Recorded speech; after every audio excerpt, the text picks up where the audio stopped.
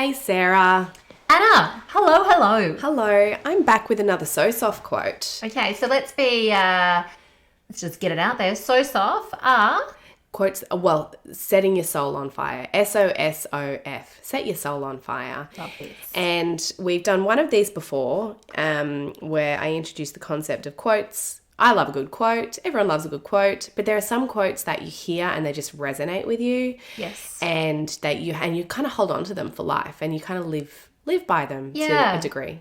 I think you and I inadvertently have quite a few things that we rattle off and they come around swings and roundabouts, but we often drive each other back to some of our favourite quotes. So it's funny how it can shape your life and shape how you're trucking on in life. Now this one I wanted to discuss with you. You know it, but I'm going to recite it to the reader. And it's not a quote. It's actually a poem. And it's a poem that you shared with me years ago. Ooh. And I loved it so much. It's good because I'm normally very shallow. So perhaps I inadvertently ticked a box that wasn't so shallow. Well, in our years previously together in business, we have... I'm not shallow, by the way. No. But the struggles that we have come across have been our own feelings of self... being beaten down by small poppy syndrome in others, oftentimes. And we have a lot of value in lifting each other up. Like you and I, if one of us is particularly down, the other one can see something and send it our way to make us feel... I'm intrigued to see what this powerful quote was. It's by Bridget Anna McNeil, and it reads like this.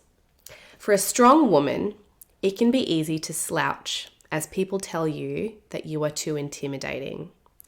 It's easy to try and shrink to help people remain small. But woman, listen to me. You are not intimidating. They are intimidated, and there is a difference. People who cannot stand in their own power will often ask others to lower theirs. By hiding your shine, you support them in not stepping up in their lives. Woman, you are beauty, humility, strength, and power. Hold yourself with pride.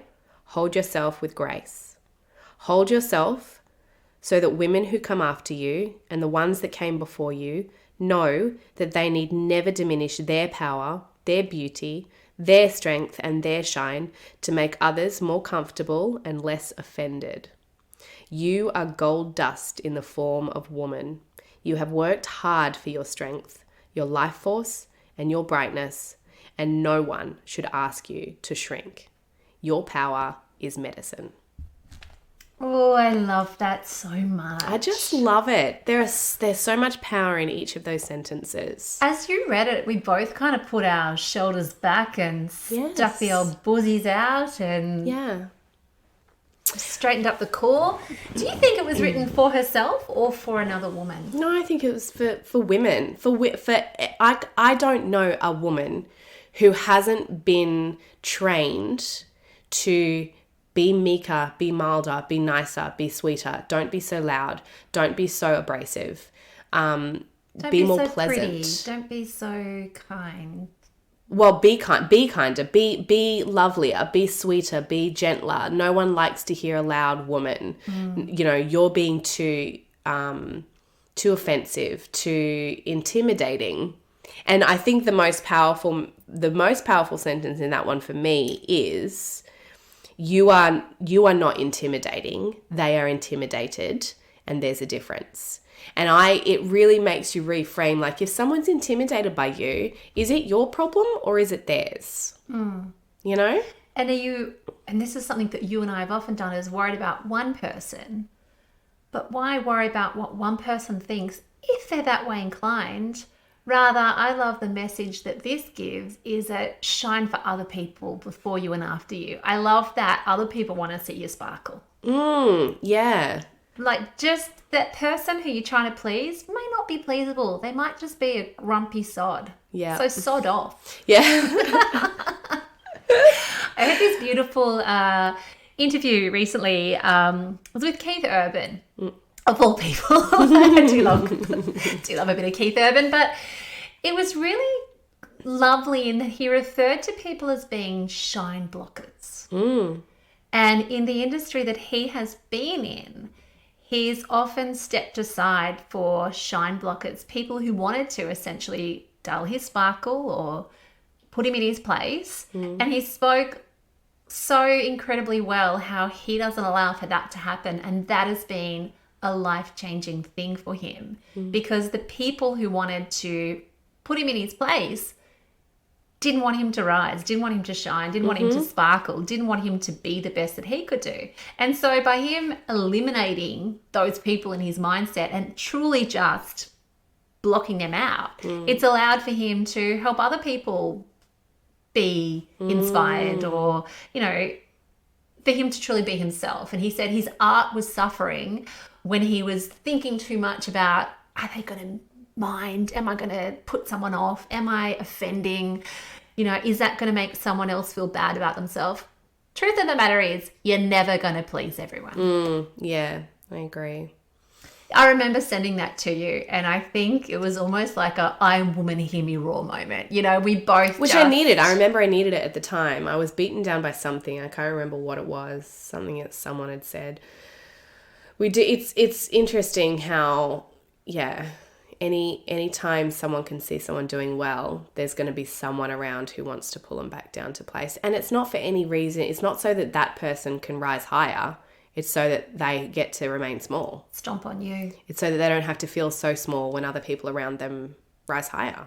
And you're not ordinarily a person that lets other people concern how you live your life. But I remember how powerful constructed words can be at the right time. Yeah. Because at the right time you needed to hear this. It's not something that you normally want to go out and beat people's down. But I remember that these words so intrusively, just really needed to be heard by you at that time of your life. Yeah. There's another one that I really love that was around that time that I picked up, which is in the same vein of this.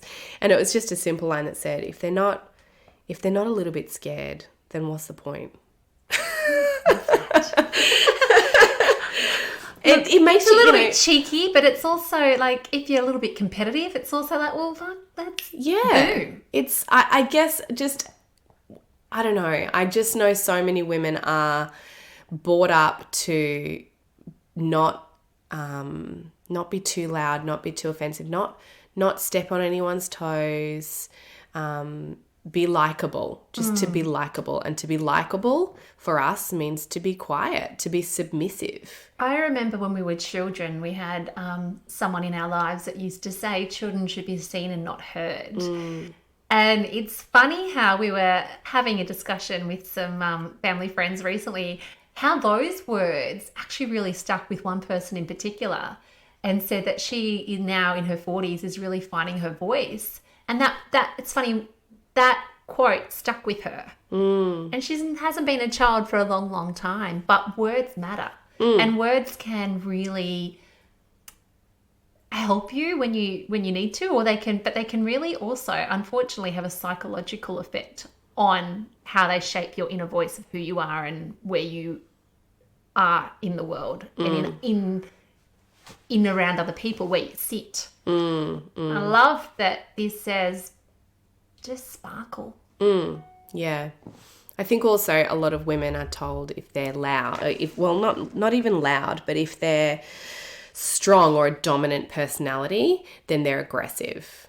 And that's not a good trait to have. Whereas if a man has a strong, dominant personality, then they're a leader and they're going to get far in life. And that's a mindset in our society that I think still has to be shifted, that we have to not, as women, we have to not be afraid of being the dominant person, the leader in the workplace. That has to be okay. And perhaps also changing our mindset as far as not how does it affect me, but now that we're not young whippersnappers anymore, how can we help step our hand out and help younger women step into their own and become great? How can we become almost aunties, I guess, to that effect? How can we not be that condescending, horrible person that used to dull someone's sparkle how can we help them step into their own? Yeah. And set the example that we can all be great no matter where we're at. It starts with the mindset. It really, And really does. That poem is, can maybe help if you know a young woman in your life who needs to hear that about not being sorry for being a strong female, then share it with them. Yeah. Well, thanks for joining us. Thank you for reminding me of those beautiful words, Anna. And I think I'm going to print that out and have that somewhere where I can look at that regularly because they are really empowering, really beautiful words. Awesome. All right. See you for the next one. Ciao.